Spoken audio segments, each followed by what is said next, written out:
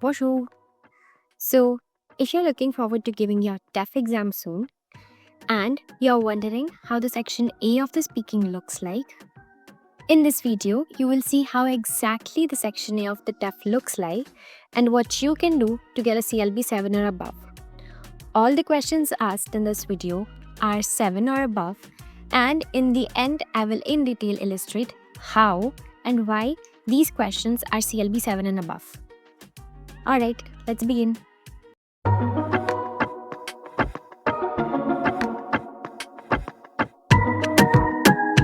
Bonjour, j'ai découvert une annonce incroyable concernant une école de ski, grâce à laquelle j'ai trouvé votre numéro de téléphone.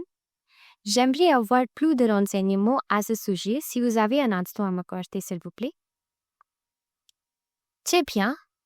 Alors, tout d'abord, pourriez-vous me préciser votre adresse exacte et s'il sera possible de s'y rendre à transport en commun?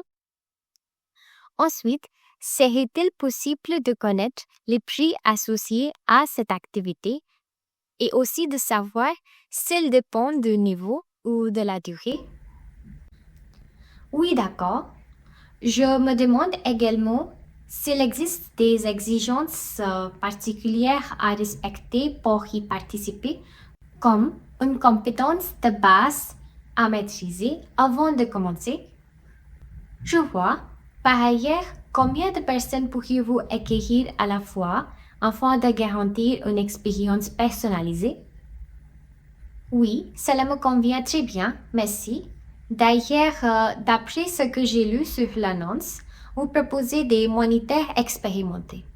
Alors, pourriez-vous développer davantage sur leur expérience?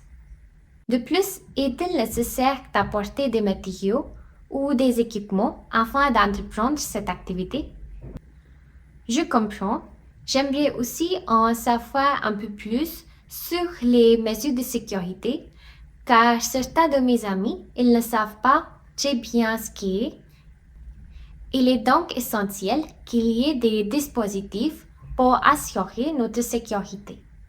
Bien entendu, avez-vous aussi un site internet que je peux parcourir pour obtenir plus d'informations afin de prendre une décision bien réfléchie? D'accord. Et pourriez-vous me donner des détails sur les horaires de chaque session ainsi que sur leur flexibilité? C'est noté. Si pour une raison quelconque, je dois annuler ou modifier les cours, quelles sont vos politiques d'annulation ou de reimbursement? Enfin, dans l'optique de mieux comprendre, j'aimerais savoir s'il est nécessaire de s'inscrire en ligne ou puis-je le faire sur place? D'accord, je comprends. Merci pour toutes les précisions. Je vais en discuter avec mes amis et je vous recontacte si nécessaire. So the questions asked, why would they be a CLB 7? So you would say because of the vocabulary? Yes, that's true. But that is not the only reason for these questions to be a CLB 7. What is also important is that you may notice all the questions here are starting with a connector. A connector that can easily help the examiner understand where the question is beginning, where it is ending, and how the structure looks like. The second would be personalizing the questions. Many questions have been asked according to how the individual's daily life looks like. For example, this one here. You can easily notice that the question has been personalized to show the examiner that the student is able to personalize the question and can present it in different forms. Moving ahead, yes, vocabulary would play a big role.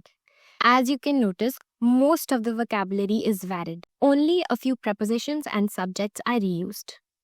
The third would be sentence structures. Many of the questions are starting with a very different sentence structures, like these ones. All of these are starting with different beginnings, which depicts a good hold of the language. Moving ahead to pronunciation.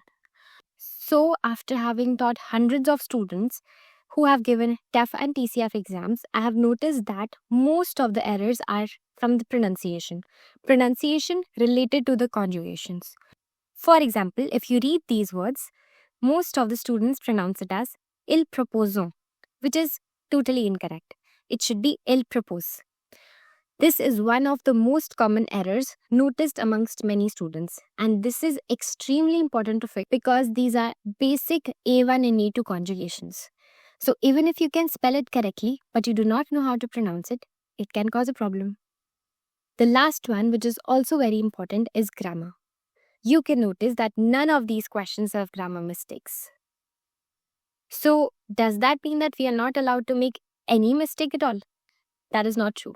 For CLB 7, you are allowed to make some mistakes, some basic mistakes, not something which totally changes the meaning of the sentence, not something that totally changes the conjugation of the verb. So it is extremely important that you understand the prepositions. The most common confusing prepositions for many students are a, the, dans, and un. So I would advise you to practice the prepositions very nicely.